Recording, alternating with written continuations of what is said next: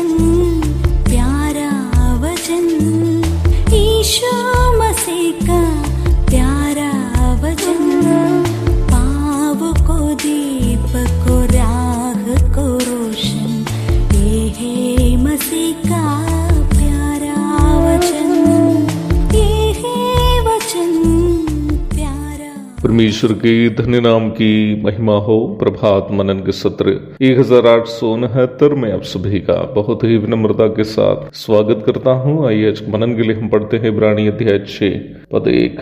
इसलिए आओ मसीह की शिक्षा की आरंभ की बातों को छोड़कर सिद्धता की ओर आगे बढ़ते जाए।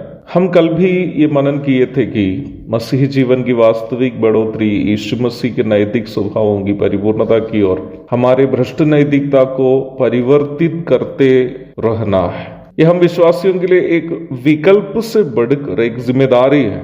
रोमी 6 की 12 एवं 13वीं आयतों में हम इस प्रकार पढ़ते हैं, इसलिए पाप तुम्हारे नश्वर शरीर में राज्य न करे कि तुम उसकी लालसाओं के अधीन रहो, और न अपने अंगों को अधर्म के हथियार होने के लिए पाप को सौंपो, पर अपने आप को मरे हुओं में से जी उठा हुआ समझकर परमेश्वर को सौंपो, और अपने अंगों को धर्म के हथियार होने के लिए परमेश्वर को सौंपो। तब तुम पर पाप की प्रभुता ना होगी। संसार में रहते समय एक मसीही विश्वासी को अवश्य निभाने की जिम्मेदारी को यहाँ सूचित की गई है। यहाँ इस पद में एक विकल्प के रूप में इस जिम्मेदारी को नहीं बल्कि अवश्य निभाने की एक आज्ञा के रूप में बताई गई है। यीशु मसीह को एक व्यक्ति उद्धारकर्ता एवं प्रभु के रूप में ग्रहण करते समय उस व्यक्ति की आत्मा का उद्धार हो जाता है, अर्थात वह पाप की सजा से स्वतंत्र हो जाता है। रोमी 8 की 1। जिनकी आत्मा का उद्धार हो जाता है उनके शरीर का भी उद्धार की निश्चितता, अर्थात पाप की उपस्थिति से उस व्यक्ति के शरीर का शाश्वत छुटकारे की निश्चितता उसी वक्त ही उनको मिल जाती है जब उनकी आत्मा का उद्धार हो जाता है।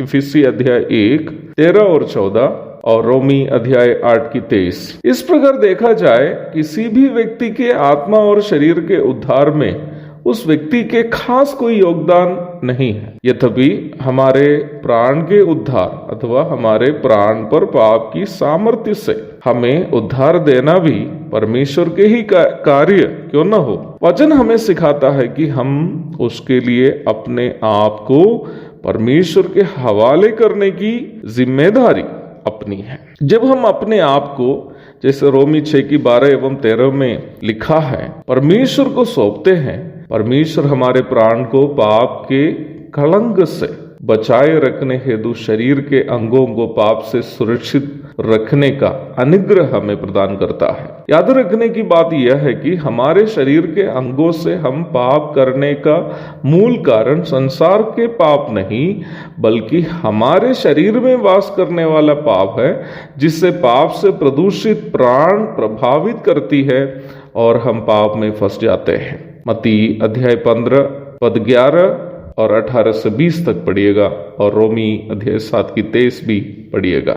मेरा कहने का तात्पर्य यह है, संसार के पापों में हम इसलिए फंस जाते हैं क्योंकि शरीर में वास करने वाले पाप को प्राण प्रभावित करती हैं और हम संसार के पापों में फंस जाते हैं। इसलिए ही प्राण को पाप के प्रभाव से बचाए रखना वर्तमान संसार में जीवन बिताते समय हर एक विश्वासी की प्राथमिक जिम्मेदारी है, और उसके लिए हमें अपने कमजोरियों को स्वीकार करके परमेश्वर के अनुग्रह पर भरोसा करना अनिवार्य है, ताकि प्रभु हमारे प्राण को पाप के सामर्थ्य से बचाए रखेंगे। आत्मिक सिद्धता की ओर बढ़ने के लिए निम्न आत्मिक समर्पण एक अनिवार्य बात है। जब हम अपने आप को, जैसे रोमी 6 की 12-13 में पढ़े हैं, अपने अंगों को उसकी कमजोरी को स्वीकार करते हुए परमेश्वर के सामने सौंप देते हैं, परमेश्वर हमें अनुग्रह देता है और उस अनुग्रह के द्वारा हमारे प्राण को वो पाप की सामर्थ्य से सुरक्षित रखता है और इस प्रकार हमारे शरीर पाप में गिरने से बच जाता है। आत्मिक सिद्धता की ओर बढ़ने के लिए ऐसा एक आत्मिक समर्पण हमारे लिए अनिवार्य है। प्रभु दया करे। अध्ययन कल भी जारी रहेगा, तब तक के लिए आपसे विदा हो जाता हूँ। प्रभु के धन्य नाम की महिमा हो, आमीन।